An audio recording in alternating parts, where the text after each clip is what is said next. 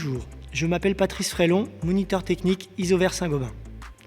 Je vais vous présenter un cas de mise en œuvre performante d'une isolation thermique par l'intérieur réalisée sur maçonnerie. Nous avons réalisé au préalable l'isolation sous plafond à l'aide de suspentes pouvant recevoir une membrane d'étanchéité à l'air.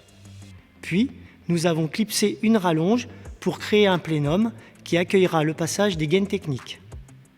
On positionne ensuite les fourrures afin de réaliser la continuité de l'isolation et de la peau étanche avec le mur.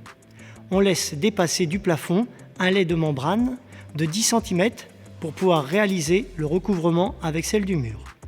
Pour l'isolation du mur, on commence par prendre la mesure de l'épaisseur de l'isolant ou la tapée de la menuiserie moins l'épaisseur du parement. Puis, on trace l'aplomb au cordeau ou à l'aide d'un laser, au sol et au plafond. Et on fixe la lisse haute dans un premier temps.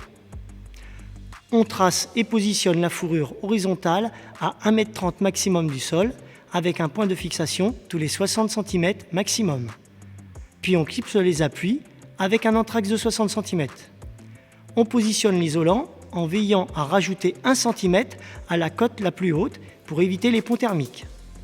Pour réaliser la mise en œuvre de la membrane du mur, on positionne la rondelle d'étanchéité à l'air, on raccorde les laits de membrane au niveau du plafond, on embroche la membrane sur les appuis et pour éviter au maximum les fuites, on ajoute une pastille d'étanchéité.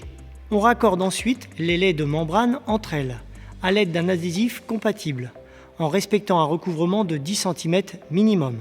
Pour finaliser la barrière étanche, on positionne un cordon de mastic de 5 mm en retrait du repère au sol afin de fixer la membrane.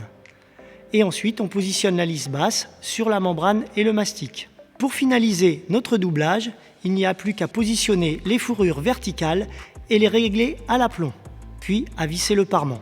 Une autre solution consiste à positionner la membrane à l'aide d'un adhésif double face directement sur les fourrures, ce qui contraint à bien traiter toutes les traversées de membrane à l'aide de manchons adhésifs étanches par exemple.